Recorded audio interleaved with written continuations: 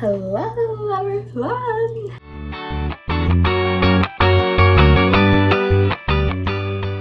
Welcome back to my YouTube channel. Today we have a special little vlog, or not vlog, a special little topic that I wanted to discuss with you guys, which is very much an upcoming, incoming new topic which has been introduced to me the past few years. And so let me introduce to you the way I deal with finances as a 19-year-old brown immigrant child. Okay guys, to be so for real with you, I tried making this video at least like 2-3 times already, but you know, filming in a house with parents and the whole family is hard sometimes because you never find a room which is quiet enough to film at. So if you do hear anyone in the background, hopefully please do not mind them. But let's get started with the video. So I've been wanting to talk to you guys about the way that I am dealing with finances and just like what I'm learning recently. I have my notes right here, super cute. Yeah, and so I will just be reading a little bit off of this sometimes. First up, let's start off with information. So where do I get my information from as a gal, you know, learning about finances? What do I listen to? What am I reading? Well, let me give you parts of my life which honestly I don't share that much of online. I feel like I like to sometimes pretend that I don't know that much about money so that, you know, you don't get criticized for doing shit wrong. I don't know if that makes any sense, but sometimes it just feels nice to play dumb. But I've been trying to educate myself with this whole topic of money and just how to deal with it, and especially coming from an immigrant family and being born and raised in Canada but not having like as much money as a lot of people do, or like being like a lower middle class, you realize that you really need to learn about how to deal with money and how you should go about it. However, we don't learn anything about it in school at all, and my parents didn't have like the financial literacy or the knowledge to be able to pass that down to me as well. Like I know a lot of like especially white kids, like their parents are able to pass down their wealth, their knowledge down to their kids, which is why they're able to keep up the wealth. But as like especially for people that are immigrant children, it's hard for us because we don't have it passed down. In the beginning, it was really hard for me to figure out where to get my information from, where to get my knowledge from. And I think I started with using social media and using YouTube as a really big platform for me to figure out where and what the things I want to learn about. So for the longest time in the past like year or two, I started watching more finance content. So that being like Ali Abdul, and then this other girl, Nisha. She's like a brown girl who makes finance videos, and just watching a lot of people's tips and tricks for how to deal with money when you're in your like teens and your 20s, things like that, and just simple things that people talk about like tfsas and like stock markets and all that stuff. I had no idea about because I was never like told about it in school. You know, like you always hear the words and stuff like that in like accounting class or whatever, which I didn't even take. So I had like the bare minimum knowledge. But nevertheless, I think I got the most knowledge prior to reading about it through my family and through my siblings who just talk about it sometimes. And I have an older sister, and so I think that plays a big role in my journey in finance for sure, because she has showed me so much, like in terms of TFSAs, getting a credit card like as soon as I turned like, I think it was, you have to be 18. Yeah, so like having an older sibling I think really speeds up this process in general. But yeah, so let me go into the information that I read. So as for the YouTubers, like I said, Ali Abdul and Nisha are ones that I used to watch pretty frequently. Nowadays, I don't really watch financial content as much. I like to more so read about financial books because I find that it is a lot more educative, and I feel like I can retain that information a lot better than when I watch a video, because like I'm reading it over a course of time, and so it's not like I'm just reading it in one go and then I'm just gonna forget it, you know? The whole like spaced repetition shit that the study people, YouTubers talk about, that's real. And so I kind of do that with books, I guess. I think I've read a couple of finance books, but the two which stood out to me the most is Rich Dad and Poor Dad. I'll put it up here. And then the other one that I'm currently reading right now is Die with Zero. And so these are two books which were like famously introduced to me through people online, especially like Ali Abdul. I like put these books on hold in the library a long time ago, and then I get them now, so it's like just reading it and understanding the different point of views and things like that. Y'all, I don't know how this video is gonna be. I've been blabbering for so long, but I might have to cut it down like way much. But yeah, just like reading these books, I think personally I find that shit so interesting because like I said, like I wasn't really taught this before, and also I feel like I'm learning a lot, and I feel like I'm becoming more financially literate compared to other people my age. Not to be like, oh, get ahead of the game and that type of shit, but honestly, it's important for you to learn about this like in your early 20s, because the faster you do it, the faster you can grow your money and make it work for you. You're not working for your money, you want the money to work for you, you know? That's one of the biggest lessons I have learned. But let's talk about the book that I'm currently reading, which is Die with Zero. It's such a weird title. You guys are probably like, what the hell? But I would say the main like focus of this book is to basically convince you or tell you that you should die with spending all your money. You should have zero money in your balance. And if you are interested by that statement, go ahead and read that book. I will leave it in the links down below, and you can buy it at like Amazon, wherever. Can get it from the library. But it had opened a weird like portal in my brain, because my whole life I was like, oh, I need to restrict money, you know, I need to have it for a retirement, blah blah blah, the things that most people tend to think about as for money. I'm now realizing that I have 3 factors which kind of lead me to make the most memories and the best memories of my life, so I can, you know, get dividends of like remembering the memory, talking about it with friends, getting joy out of that. Like when I'm 80 and in my deathbed, like I don't want to be thinking, oh, I should have made more memories in my life, I should have done more of those events, I should have done more of that. And one thing that he talks about a lot is that we have 3 factors which affect it, which is your time, so the ability that you have to spend, the ability you have to create these memories, like the time, and you have money, so how much wealth you have, and then health. And so typically when you're younger, you have a lot of time, like me right now, like in these YouTube videos, you have less money and you have great health. And so they're saying to invest in your youth, because that's when you're going to make the most memories, because as you get older, your health drastically declines, and that's one of the most important factors to create the best memories. Because if you don't have good health, boy, you're not going to enjoy your vacation at all. And so yeah, just keeping that in check.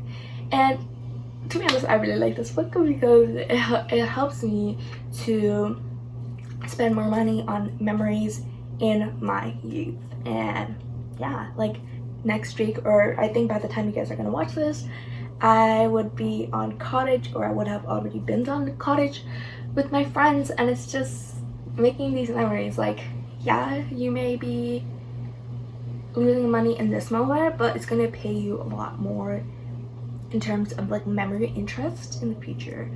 I don't think I'm doing a good job in explaining this, but if this intrigues you, please do read it. I think it's pretty eye-opening as someone that grew up with like immigrant parents, you know? But enough talking about literature. Let's talk about work experience. So I started working when I was 18. So last summer, when I finished high school, that's when I started working. Sometimes I think people could consider that as late to start working. I know some of my friends were working during high school, but yeah, I just worked during summer break. And my first job ever was for the city of Toronto as like this playground leader thing. And then I also worked at a retail store in the mall called Sunglass Hut, which like basically sells sunglasses. So I'll talk a little bit about my experience working as a teen. So first of all, I would say I have learned so much from my retail experience. I say this to everyone I know, but I truly believe everyone should have at least one experience working in retail or in the food business industry, like a server or like a hostess. You know, you have to deal with so many types of people. You have to include your customer service skills in it, your team working skills with your co-workers. You know, you have to be kind to customers all the time, put them first. This is a very hard skill to like build later on. I would say I think it's a really good job to have when you're a teen. It teaches you so much about yourself, how to deal with people who aren't the kindest all the time, how to deal with conflicts and co-workers. And yeah, so I totally recommend it if you're in high school or if you are going to university or in break or anything. Find a job, like work in retail, work at a library, do any type of customer service job, and it will honestly raise your confidence real high, because it truly is fake until you make it.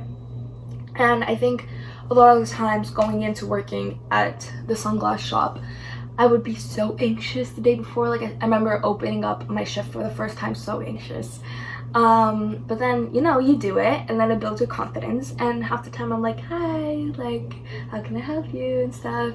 I just fake it. Like half the time I'm not confident. Your girl is anxious that day, even me with YouTube right now. So the whole concept of it, I think, just really helps you build your confidence as a young teen, especially if you don't have that great of people talking, people skills, you know, presenting, that type of thing. It would be a great time for you to build that skill. Another big benefit of working as a teen is being able to have the money to be able to pay for your own expenses, your own outings with your friends. And so I think, you know, being an immigrant child, it's like you don't want to ask your parents for money to go to the movies, or you don't want to ask them to give us money to, you know, go to downtown and go eat and go out with your friends, because they already work so hard, right? And so I think being able to earn my own, I am able to spend my money guilt-free, you know, not having to prove my worth to anyone, also because I know I have that money to keep me sustained. But yeah, it also taught me a lot about responsibility. To tell you guys a story, when I was younger, we would always have like ice cream trucks that come by our middle school, and like we have convenience stores nearby, so I would like always go get ice cream, spend my money. Like I did not give two shits about it, because it was like birthday money, you know, I never earned it. So yeah, literally working for your money teaches you how hard your parents work, how much each dollar costs. Because now whenever I'm buying something, like suppose I'm buying this shirt and it's $16, like that is 1 hour of my paycheck. And so it's like, do I really want to spend 1 hour working to get this one t-shirt, you know? So it's always thinking and converting that price to the amount of time that you're working. I think that influences a lot of the times what I buy. But yeah, that is it for, I think, the experiences overall that I've learned through working the past couple years. Now let's talk about the whole actual money factor. So like investing in tfsas, crypto, scholarships, bursaries, that whole type of thing. So especially going into university, I looked for a lot of scholarships, a lot of bursaries that could help me fund my university course program, because obviously it's expensive as fuck, and so you want to have that extra money so you can, you know, go out, you can fund for your books and all of that thing. And so it's really important for, I think, high schoolers to search for scholarships and bursaries even when it is the summertime. Like currently there's still scholarships going on. I got one like last year when I was at Western, like this TELUS one, which is super beneficial to me, and it's like, it's worth 10 minutes of your time, 15 minutes of your time, but the amount of time it would take for you to get that much money from working, for me that's like more than a month's worth of working, and I could do that just by 10 minutes on my freaking laptop typing up that shit. Like, you know, it's a win-win situation. I believe the best websites to find scholarships if you are in Canada down below. So I use Scholarships Canada, I use Scholarship Partners, which is the best one that's where I got my scholarship from last year. I use Student Awards sometimes, and yeah, those are like the main ones. And then I'll link down below the TikTokers which I watch for scholarship updates. But that's just a little bit about how you can get that extra cash, you know, to help you fund for your college, university, whatever you want to do, you know. Another thing is to learn more about OSAP and the way that it works, and, you know, remember that you have to pay back, because I know so many people, so many friends and colleagues who just spend their money like it's no shit, you know. And it's like, yes, you should spend your money, but I think personally I don't really like spending my money on like material stuff. I like doing it on experiences with friends and events and vacation, that type of thing, not as much like food and just buying unnecessary things. Like, a lot of people just end up buying so much shit because they have their OSAP money. They see that $1,000 in their bank account and like 5,000, and it's like, damn, I'm gonna spend it. And so remember, you have to pay it back at the end of the day, and you know, you need to pay it back within I think like 6 months of finishing your last year in university. And so make sure you remember that. Make sure you promise me you will remember that. And it's okay, obviously, to get carried away and buy shit, because money will come back, and if you really want it, you deserve it. Yeah, pay yourself. But it is also important for you to be there for your future self, so your future self is not dying and crying in the depths of it all trying to get their money back and pay the government back. So you don't want to be in student debt, so let me tell you that. Also, learn about the difference between grants and loans and all that type of stuff.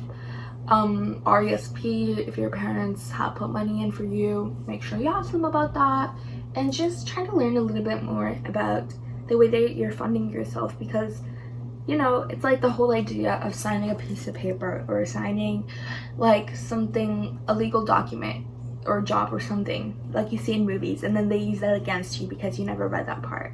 So remember to read it and kind of understand it to the best of your abilities that you can. But yeah, I'm not telling you to go like full depth into it, but get a nice understanding of it at least. And also, there's a lot of scholarships that your own university provides. So if you just search up like U of T scholarships, and they will usually have a page where they have a bunch of scholarships that you can apply to. There's like different ones for women, like LGBTQ community, there's different ones for Indigenous people, there's a ton of scholarships for Black and Indigenous people. So if you are a part of that group, make sure you get your coin, get your money, because it's here for you. And so many people don't apply to them in like the summer because they're like, oh, scholarships are done, it's, you know, but they're still running till like September. And so remember that. And they usually start in like January, so try to be on your shit, try to be on your game. I know it's hard, but yeah. The last thing I want to talk about is like TFSAs and crypto. And so I've been using like that word, like tax-free savings account, like this entire episode, but what I like to say is that it's important to invest. And obviously I've heard this saying in books so much, especially in Rich Dad Poor Dad. It's like the rich pay themselves first, meaning that you should invest your money in your future and then pay back your whatever loans, whatever that shit. Obviously circumstantial, because some people need to pay back, obviously, if you have a high interest rate. But look at tfsa's and crypto. That is something that I kind of want to look into and kind of want to dabble in. So I put a little bit of money in, but it's like, you know, I'm just seeing where it goes. So there's no harm, and I hope this video is able to persuade you to learn to become financially a bit more literate. And it's very important in our society, in our day, because, you know, the economy is like boom, and yeah, like the inflation, that's the word, is like crazy these days, especially in Canada. So get your bank. And I hope this video was a little bit informational. As always, I am not a professional at all. As you guys can tell, I'm a 19-year-old gal, and so take it with a peace of mind. And if you do have any further questions for me, let me know down below in the comments. Also, let me know any other content that you would like to see in the future, any summer vlogs, whatever you guys want to see. And be sure to like and comment down below if you have any concerns or if you like my content. And do subscribe as well to my channel, because I will be posting summer content, and especially when school starts again. But yeah, love you guys so much. That is it for today, and I'll see you guys very soon. Bye.